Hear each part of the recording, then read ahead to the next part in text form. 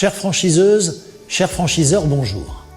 Certains franchiseurs incluent les coûts de la formation initiale du franchisé dans le droit d'entrée, faute de savoir le calculer et donc faute de savoir le justifier. Ils s'exposent ainsi et inutilement à 5 risques majeurs. Je vous explique pourquoi juste après. Alors quels sont ces 5 risques? Le premier, celui d'afficher un droit d'entrée trop élevé.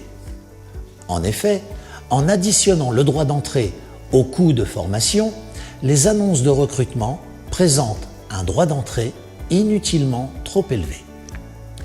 Le deuxième, le risque de ralentir le développement du réseau. Cette pratique conduit le plus souvent à la sous-estimation du droit d'entrée qui, pourtant, finance le recrutement des franchisés. Le troisième, le risque de proposer aux franchisés une formation initiale insuffisante pour réussir son lancement. Pour les mêmes raisons que celles évoquées précédemment, cette pratique conduit le plus souvent à la sous-estimation des ressources nécessaires à la bonne formation initiale du franchisé.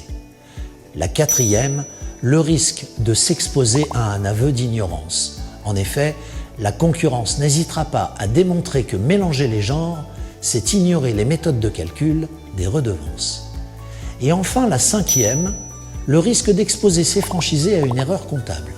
En effet, le droit d'entrée et la formation initiale ne s'amortissent pas de la même façon. Comme le disait Benjamin Franklin, les petites causes ont parfois de grandes conséquences. Voilà pourquoi vendre un droit d'entrée formation comprise est une fausse bonne idée. Si vous avez aimé cette vidéo, n'hésitez pas à liker et à partager pour que nous puissions continuer. Chers franchiseurs et chères franchiseuses, je vous remercie pour votre attention et je vous dis à très bientôt.